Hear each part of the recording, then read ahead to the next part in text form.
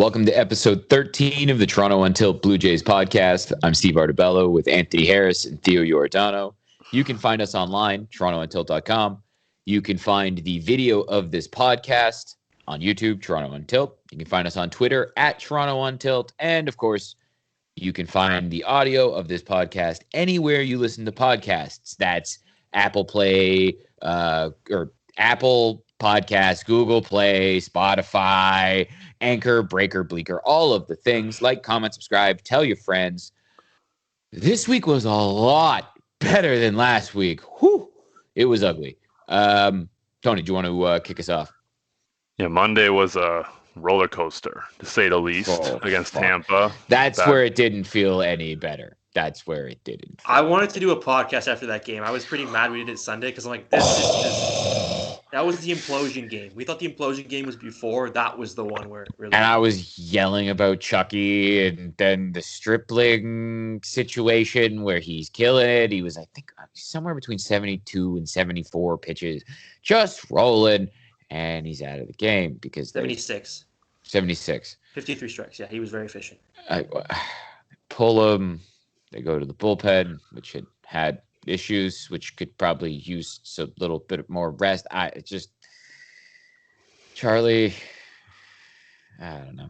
That was fucking. I don't know about you guys, but that people were very mad about the not putting Romano in for the second inning, which I understand. I understand why he didn't do that because it's like, all right, you're trying to keep your guys fresh for the season. He's just coming back from injury, whatever. We were more upset about I felt like it wasn't talking about the Stripling thing. Like taking him out early was what cost you the game. It never should have happened. We were yelling about it the second it happened because we're like, what? Like, you're finally getting length. Like, yeah, they had an opener and Trent Thornton actually, like, it was frustrating. He got jobbed on some calls, but he kind of fucked up, and then he allows the grand slam. Like, it's just not a good thing. You know what I mean? It was just bad. But then Stripling looks so good, and Vladdy's just out here being like, nope. I'm going to win this game because I said so. And like that was a soul-crushing type of game, which made I don't know. It made the next game a lot sweeter, but it was still insanely painful. But yeah, no, the Stripling thing. Like you guys know how I feel about it. I was furious. He should have been left in there longer. Was my thought. Tony, what did you think? Yeah, I agree. If you have a guy rolling, doing well, say what you want about your analytics and all that. I'm good with analytics, but there are some times you see a guy rolling, he's throwing strikes, doesn't seem tired at all. Let him go. Let him go for a little more. Maybe he gives up another base runner the next inning. Maybe you think, okay, maybe we'll do something else. But, you can't just put everything in a cookie cutter. That's not how it works. And it wasn't even like he was turning the lineup over. Like today, maybe you can even argue. This was a 6-hitter coming up for Tampa. 6, 7, 8. Why not? At least, if it was the one hitter, I would understand it, even though I'm like, all right, he's still rolling. He's been pitching well. It was a 6-hitter. Like, why even make that move there? And it just made, I don't know if it made analytics sense. Maybe it did. I don't know. But it felt like it made no sense in any aspect. I'm a big numbers guy, but at the same time, like, I feel like feel has really been lost from baseball. Because I don't think you can just do you can't just plug everything into a spreadsheet. And I love the numbers of baseball.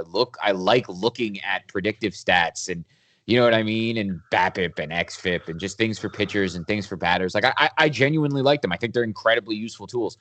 But yeah, sometimes you just have to look out there and be like, yeah, that guy looks like he's doing really fucking well. Maybe we just stick with him. You know what I mean? Like sometimes that just has to happen. Is that going to blow up in your face? Yeah, sometimes that is going to blow up in your face. But did Ross Stripling look like he was tired? You know what I mean? We've seen him. I got to stop saying, you know what I mean? We've seen Stripling be bad. We've seen him blow up. He was cruising, absolutely cruising. I think he should have played longer. I think he should have pitched longer. Maybe they were about the pitch count because he doesn't normally throw that many pitches. Well, and the funny thing is he does. He just usually does it in 4 2/3. You know what I mean? He throws about 100 pitches. It's like less stressful. I remember during the game, I think before he got pulled, I asked him, like, how many pitches does Ross throw usually? Because I thought, like, maybe he does only throw 70 or 80. And you're like, no, he should be good for 100. And yeah, because he's usually in the 90s, I want to say, and he pitches like 4 2/3 or 5 1/3 when he pitches really well, like that 5 innings against Atlanta where he had like 9K. You know what I mean? It it's frustrating, the decisions making of Charlie Montoya. And this is a drum that we've been beating for a while, and I'm just not going to keep screaming about it yet. A positive, though, about that game, we should probably mention. Romano, we were nervous about another thing Injury. we should say. His availability on the Sunday before was like, okay. Yeah, we thought he might have been hurt, and we were questioning what was going on and the drop in velocity. And you saw this week that he looks fine. He looks good. Yeah. It's just, why wasn't he used? But again, the decision making, Charlie Montoya, not good. And how secretive they are. We never know who's hurt and what's wrong with anyone. And George Springer's on this road trip, but like, what is happening? Like, because he needs a minor league assignment. So is he so far away that like he's with the team because he's not even close to that? Like, it's getting the head ridiculous. of morale. He's got to travel with the team. Yeah. Great. Anything else before we move on to Yankee series? I think we're good. All right. Yeah, so Tuesday, Jays snapped the skid, win 6-2 over the Yankees. We've owned the Yankees this year. Max made the start, pitched an absolute gem. 6 2/3, just the 1 run allowed. On offense, Jays left a lot of runners on base in the middle of this game, but they scored enough to get by. Vladdy knocked in his 16th home run of the year. For all those people saying he needs to be in Florida to hit home runs, go fuck yourself. He does not need to be anywhere on the planet and hit home runs. And Gurriel also hit a home run. He's starting to turn around.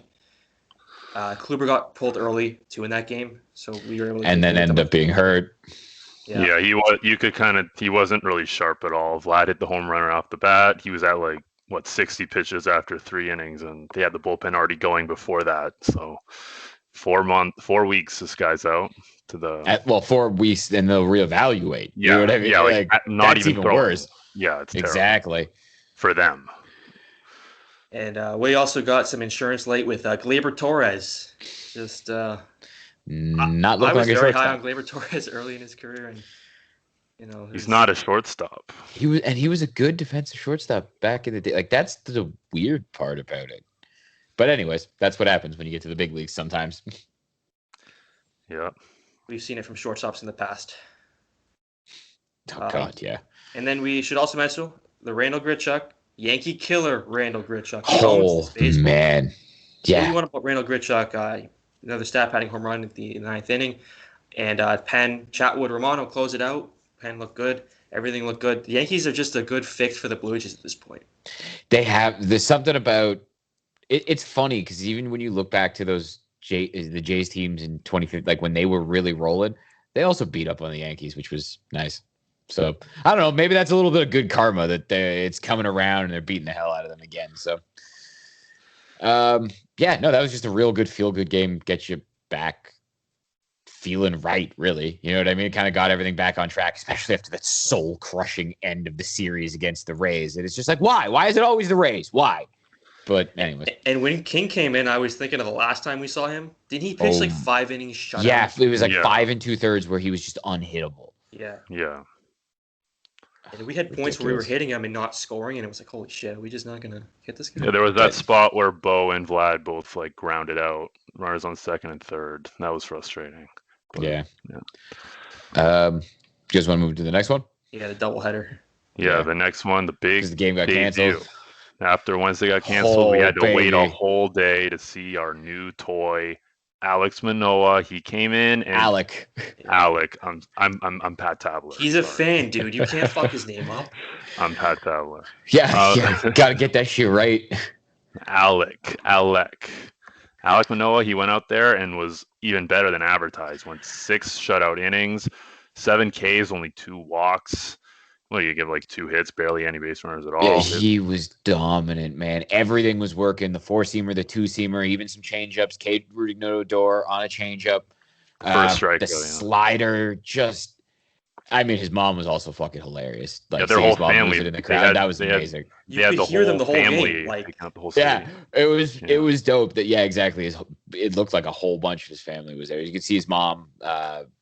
His sister, it was cool that he got that moment, and it was amazing watching the Blue Jays that he looked that fucking good, and he did it at Yankee Stadium, and it didn't shake him.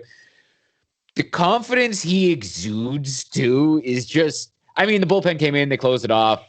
Maybe he could have gone 7. It would have been nice to see him finish it off. But at the same time, I don't hate bringing the bullpen in there. He's at 80. I think he was in the mid 80s in terms of pitches. I think it was 88. Yeah, he wasn't he could have been at 82. He ended up having a longer at bat, or a longer sequence with one of the batters, and it just it dragged it out to 88. So maybe he would have been out there for the 7th, but you can't really complain. He looked so fucking good. So fucking good. So and that was amazing. Stupid me. I was nervous about making his first start against the Yankees. Offense fucking stinks. They're terrible. They're terrible right now. This was a perfect team to start against. Well, for a guy that has the high power fastball and the big slider, so who are the Yankees' best left-handed bats to break that up? Because that's death against right-handed hitting. Remember the Blue Jays in 2016 when they couldn't hit sliders and lost to the fucking Cleveland Indians? Who do they have? They have Rougned Odor, really breaking it up. They like him. Yankee fans like that guy, so good for them. They're happy with mediocrity now. That's what they do. He's just a douchebag. He fits in with fucking Yankees fans. Oh, that Aaron Judge strikeout in the first inning where the ball was in the glove when he swung. When he fell down too, took down on one knee. I saw someone tweet too. It was bend the knee. It's just fucking great. I don't know. That game was just reveling in it felt really good. So you're coming off the win in the first game of the series after the soul-crushing defeats in Tampa. Well, not in Tampa, in Dunedin, but against Tampa. And then to have the win in game 1 and then to have Manoah look that good, it was great. Now, I don't know if you guys want to say anything else before we move on to the next game, which is a little less great, but it wasn't the worst. To be honest, that was the thing. After the Manoah start, I don't think anyone really cared what happened in the second part of that doubleheader, to be honest with you. No. I think the Leafs were playing that night too, so really no one. Yeah, they were exactly. It was Manoah and then the Leafs. Yeah. But we can recap it quickly. Leafs. Not Leafs. Fuck Leafs. We can tell we're recording this on Sunday. We're actually recording before the second game of the Jays doubleheader. Yeah. So we've just watched. Yeah, exactly. We just watched the Stripling start, which we'll get to. And yeah, exactly. We're recording before the match start. We'll post this. Jays lost 5-3 on Thursday, game 2, doubleheader. Ray made the start. Wasn't really his best outing.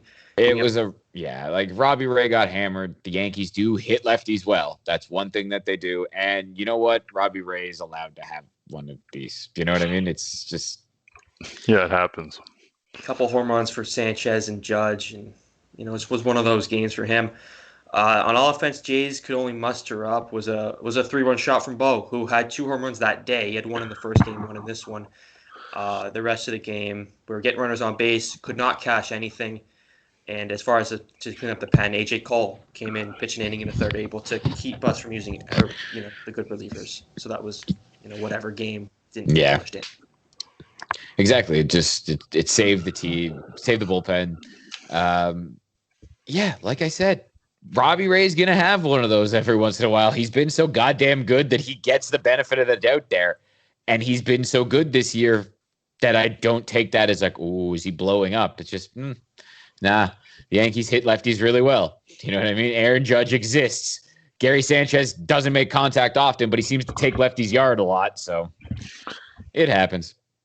We should also touch, has anyone benefited from these 7-inning games as much as we have recently? Because it saved us a lot in the pen. Yeah, a lot of arms. That was the thing. We were talking last week, and it was very doom and gloom about how burnt out the bullpen was, how injured, just all of the problems. And this has been a savior. It really has, to have all these doubleheaders, to have all these cancellations and reschedules with doubleheaders. I mean, we're about to get into the hilarity that was this Cleveland series that's happening right now, which had a game go on that should have been canceled and then was canceled when the rain stopped and there was no pooling, and then had a game stopped when there was no rain for a doubleheader today. I don't know, but it's almost like the baseball gods were like, okay, we fucked your shit up really bad to begin with, so we'll give you a little bit of leeway here. Let you guys get healthy. Yeah. So were you talking about that first game, Anthony? Oh, the Friday? Yeah, the Friday game. Yeah, Friday, Eli Morgan made his major league debut, and I can tell you that the Blue Jay hitters were licking their chops. And they didn't waste much time. Second inning, they got right after him, scored a couple runs. Yeah. And then Randall doubled in the next inning. They put up another 4 runs, and that was a wrap. They blew him up. 11-2 was the final score. Ryu was starting. He's had a nice cakewalk. Finally got tough whatever. He cruised after that. He got a ton of run support, which makes your pitcher feel a little better about the team as a whole. Didn't seem like he wanted to be out there, though, when the weather was shitty and they didn't call it earlier. And it was like, what the fuck is going on? No way. That's a classic pitcher thing. No. Oh, yeah. Well, he's like, why are we doing this? Look at the score. Look at the situation. Like, why are we doing this? You saw the Reds pitcher do that a couple of weeks ago, Lucas Sims, when it was raining. Yeah. And he kept just like, I don't like this ball. I don't like it. And he just kept throwing every ball back to the ump. And that was fucking hilarious. I remember that. Lucas, I can't remember how many it was, but it was hilarious. We just kept firing the ball back and forth and staring the ump down while he did it. That was the best part. That was so funny. That was gangster. I love that. I felt so bad for that kid. He was throwing junk, and we were everybody panic. Like really, like everyone on the lineup was hitting it. That panic dinger too was a bomb, and it's so panic. So panic. The wind kind of because the wind wasn't blowing out to right. It was he hammered that fucking thing. It was wild. So it reminds me when in like 2015 when the Blue Jays were on fire, they were rolling. Oh, yeah. They played the Twins, and Tyler Duffy made his major league debut that day, and he started in Toronto. I remember. Yeah. And Jose hit a grand slam in the very first inning, didn't get any outs. It was a lot like that. Oh yeah, that was a hilarious one. That was a good memory from back in the day. Great times. We would just decapitate pitchers. It was great. Especially soft throwing lefties. It was just like, all right, good luck. Like light a candle, you're done. Do you guys know much Go ahead. Sir, go ahead. I was just gonna say, and the funny thing is sometimes the guy, if it was a guy that had never pitched before, unlike the Duffy thing, they might get through the first 2 innings, the first time through the order, and then the second time through the order, they couldn't get a single out. They'd almost bat all 9 guys, and the guy would get pulled because it'd be like, oh, he throws 86, okay, we've seen it now, and it would be like, fucking Jose would either work a walk or hit a double. Then it'd be JD would just crank something. Then you'd have Jose work a walk or hit an extra base hit. Edwin would smash a baseball. It was, oh God, good times. Yeah. Good times. But yeah, no, back into to 2021. Just as good. I mean, well, they have a good lineup considering the runs are so down this year. Hitting overall is so bad. Yeah. We have good lineup and good starting pitching right now. You do have to admit, Dunedin did have the best offensive numbers in all of baseball. But here's the thing. This team is still pretty fucking good on the road. Hard hit rate travels. It's also not it's not like Salem Field isn't also a bandbox. Yeah. And so is the Rogers Center. And Yankee Stadium. And Fenway and fucking, what's it called? Camden. Exactly. That's just part of this division. So, okay. Everyone had to deal with it too. And the pitching had to deal with the fact that it was such an offensive park. So it's not like anyone had an advantage here. It's not like the Blue Jays play. It's not like Yankee Stadium where the Blue Jays have played there and everyone knew they were going to play there. It's something that just randomly happened this year. The Jays have been on the road technically this entire season and are above 500. So that's 2 years, another thing. That takes a lot out of you. 2 years of travel like this without seeing it's impressive. I'm not trying to make excuses, but this team is resilient. So yeah, they fucking are for sure. And they are not the Toronto Maple Leafs, but that's for a different podcast. We can get into today's games, I guess. Yeah, just jump into it. As we mentioned, I'm watching currently. We just started the game 2 of this doubleheader. But Steven Matz. Game 1 today was another win for the Jays. 3-1 win over Cleveland. Stripling. I think it was 4-1. Oh, I didn't update. 4. Oh, did you write it down before the other? Oh, okay, yeah, 4-1. 4-1. So yeah, Stripling didn't start again. We discussed it earlier about him being pulled too early. Same kind of situation here. Had 60-something pitches over 5 innings. Just the Naylor home run was the only damage today from him. He looked great. And we didn't mention it in the last where he came in as an opener. He has made a change. He's throwing out of the windup now instead of the stretch. Didn't he change where he stand too? Sorry to cut you off, but actually, I think they did mention that too. He might have stand. Sorry. No, what just happened? My knife. I bucked him. Oh, okay. There's a fly ball that could have been a dinger. You guys are watching behind. I'll stop watching. But just to finish off, today the Cleveland defense, holy fucking shit. They really tried to give us the win. Woof. They're not a good team. No. Cleveland is exactly. Cleveland's a bad team in a bad division that just looks bad. Yeah. I don't know. And that's another frustrating reason as to why didn't you just let Mats finish it off? Dolis and Romano got it done. You mean Stripling? Yes. Yeah. Why didn't you let Stripling finish it off? Like, Dolis and Romano did get it done, but why did you have to waste them? Why, when Stripling looked that good? Just keep it rolling. But I don't know. What do you guys think? Do you disagree, or are we still on the same page from the last time where you just think he should have kept going? Well, this was even more apparent, I would say, today than last time. Yeah, I don't know what he like. It's something with Stripling because it feels like he's pushing these other starters to go further. Not Stripling though, and it's the time you want to see Stripling. Actually, we were dreading Stripling all year, and now it's like we kind of want to see this guy go. Yeah, and it's not happening. I kept saying I wanted to see him in the pen because I thought he could look like this in the pen in shorter stints, like in one time through the order. And granted, that's what I kind of thought his role was. So to see him pull him early, I get it, but I go back to the feel thing. That's just what I go back to. Like I get it. I get why you're doing it. It's part of what I thought he could do out of the bullpen. But when he's rolling like this, and again, against a bad team like Cleveland, like maybe, you know what, against Tampa, you can give it to him. It's Tampa, and you're trying, because it's Tampa, you kind of fucked up and overthought there. But against Cleveland, it was really, to me, like that was almost unacceptable, where it was just like, nope, we're not letting him go through the rotation the third time. That's the only reason I can see him getting pulled, because they pulled him right at the top of the order. Yeah. They have such a bad lineup. Yeah. They have like one really good guy. That's it. Well, and we were talking about this before the podcast, and Steven Matz is going right now. And what can Cleveland do? They can definitely hit left-handed pitching. They have Jordan Luplow, who's a platoon guy. They have Jose Ramirez, who's their best player, is unbelievable against lefties. Yeah, I know Franmil Reyes is hurt, but it's not like Eddie Rosario, who's not a good left-on-left. Like, they have guys that could hit left-handed pitching. So maybe you save Dolis and Romano for Matz is set up because maybe that, like, I get how good he was against the Yankees that also hit lefties well, but, maybe be prepared when Charlie's decision-making, I'm going back to it again. I just don't understand it. I don't get, I guess I do understand it. I just don't agree with it. Maybe Carl Edwards has this game on lock. Well, not Ty Tice. Rest in peace. Theo's boy, Ty Tice, DFA'd.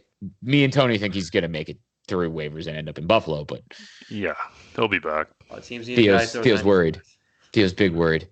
Minor setback. He'll be back. We should also give a little shine to Rowdy and Teoscar. A couple of home runs in the first game.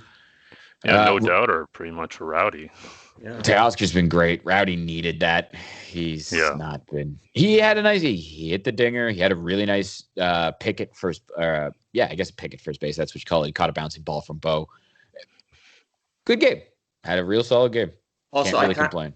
I kind of wanted to, how every week we kind of get on one of these hitters who's kind of cold and we focus on who's the guy right now, because it seems like Lourdes is getting out of it. Oh, Randall had a few hits. Who's the guy we should be? And it was Bo for a bit, but then he turned it around. Yeah, this is the best we've actually seen this entire team be kind of going at the same time. Semion's going, Bo's going, Vlad's going, Gurriel's heating up, Teoscar's going, Grichuk really heated back up this week which is a nice thing to see that, when he's gone into some slumps, they haven't been long and he's come back out of them. And even when he's been slumping, he's been getting, like, when he does get a hit, it's in the fucking ninth, like it's a clutch hit. So he's been unbelievable. And considering he was one of the guys I wanted to fucking not fire into the sun like Tanner Rourke, but I didn't want him on this team anymore. I thought he was going to be eating at bats from guys that should have been playing over him. And without Springer, he's been a goddamn savior. Yeah, because if we didn't have him, it'd be the Jonathan Davis show, and we'd be having. We have problems. We have real fucking problems. I guess Danny Jansen, that'll be the guy who's just constant. Yeah, Danny Jansen. That's he's never going to be good. Reese McGuire, though, is kind of turning into a thing. Like, and I say that just because Danny's been so bad, but Reese hasn't been terrible. He's getting hits. Yeah. Got another one. I don't know if he actually got one today. He almost fucking had that infield single today. He got one today. So the double today, right? Yeah. And like, hey man, just keep it up until Danny Jansen was a guy that I thought maybe if he could just be league average, he'd be a big advantage to the Jays. And at this point, hey, if Reese turns into something until Kirk's back. Yeah. Yeah. And you have Gabriel Moreno, who was hitting 400 the last time I checked in the minors. So you got options there, man. And it's starting. This is a much more positive week. Last week sucked. You know what I mean? We all talked about that. Last week sucked. This week's a lot more positive, and you're starting to see. I was looking at free agents last week. I was so down. I was really like, this is going to fall apart. I guess the one thing I'll say to kind of bring it down, Pearson wasn't great. He hasn't been great in the minors the last couple starts. He's had these piggyback appearances. He's getting tons of Ks, 7 Ks in 3 innings. He's throwing 70 pitches. He's allowing runs and hits and walks. So he's still figuring stuff out. The encouraging stuff, the Ks are still there. He's still got the stuff. So now they're just trying to really stretch him back out again and get him going. So it'll be interesting to track that. But now that Manoah is doing this well and Hatch is back imminently, like we're almost in June here, Hatch is almost going to be able to come back. Merriweather's almost going to be able to come back. So reinforcements are coming. Team's looking good. Pretty excited. And we didn't mention the K situation, right? I don't think we talked about that. Does it need to be discussed? Wasn't he? Did he get hurt or was he just replaced? He had the blister and they sent him down, and that was kind of the last thing I had heard of him. Yeah. Let me look this up. I actually honestly haven't heard anything else about Anthony. We talked about his blister, and then we just kind of you said he just got sent down. K-start, and I didn't know if it was an injury thing or if it was just like hey, this guy's better than you, so he's gonna pitch. They did place him on the DL. He got placed on the 10-day DL 3 days ago because of that blister. So they had sent him down, but I guess they didn't. Oh, they might have called him up when someone else got it. So K's now on the DL with the blister issue. So that's unfortunate, but they're making it work right now. And again, now I'm just excited to see Hatch because that's coming. Like, that is coming. So we're looking forward to that more than Pearson, which says who would have thought that before the season? Like we've talked about this though. I still have faith in Nate Pearson. There's still the stuff is undeniable. Maybe it's in the bullpen this year. Maybe that's just what he is this year while you try to rebuild him. But you can always use a dude that throws 100. You know what I mean? So and if Manoah's here and you're getting Hatch back and Stripling is fucking turning into a thing, well, it gives you the luxury of time to take it slower with Pearson and get him all the way right. Because let's be honest, if this team's going to be what we all want it to be, we've been saying for a while that Pearson had to be it. He had to live up to all the expectations. So that still has to happen. Manoah is a great addition, but if you have Pearson, Manoah, and you say one of those guys is going to become a very good pitcher for you, that's a success. Considering how prospects work, if Manoah just becomes what we thought Pearson was going to be for this season to help us, I think that's fine. And again, long term, you still have both of them. So you're going to need as many arms as possible because we've seen what attrition is in pitching. Exactly. And it's not linear development. Who knows what could happen? Manoah could just go down, Pearson go back up. You never know. Exactly. It's better to have as many arms as possible, as many young, controllable arms as possible that throw that fucking hard and at times can look as good as they both looked. So, yeah. Do you guys want to get to anything before I guess we start watching this game and get this posted for everybody? So they can watch it probably. I can probably get it up before the game ends. Just looking at it, looks like we got another week where we're gonna have some off days. We got Miami, which is a welcome sight. Interleague series.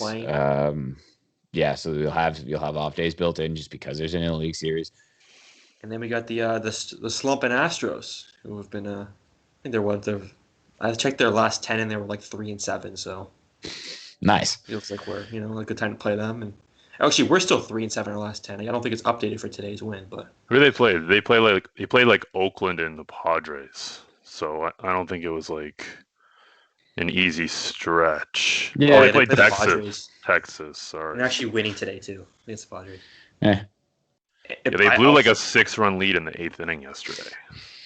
Fuck the Astros. And also, Sign quiet stealing 12-game bastards. losing streak for the Orioles. Holy shit, did they fall apart? They're the Orioles. They're not good. But there was this thought that the Orioles, hey, if the Orioles are okay and they're like competitive with these teams, and then it's just haven't they done this the last 2 years where they start off hot? Better than we expect. Closer than you thought to the wild card because there wasn't many games. Yeah, because there was a 56-game season. But like with like 2 weeks left, the Orioles were like, we have a path to the playoffs. Like that's how it was. No, I know. It was just, but it was one of those like it's because the game, like because of they started off like what was it like 21-14, like they had a crazy start and then were insanely bad to end the season, and that's just what they are. They are bad. Yeah. But yeah, anything else for today, boys? Nothing really, no. All right. That's it for this episode of the Toronto on Tilt Blue Jays podcast. I'm Steve Artabello with Anthony Harris and Theo Giordano. Like we were saying, you can find the video on YouTube, Toronto on Tilt on YouTube.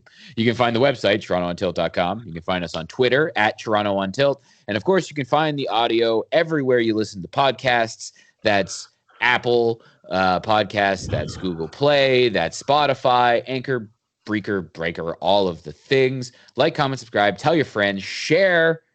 And until next week, hopefully we have more of this because this is nice, the winning and not getting destroyed. No more soul-crushing Tampa shit. Fuck that. See ya. Bye.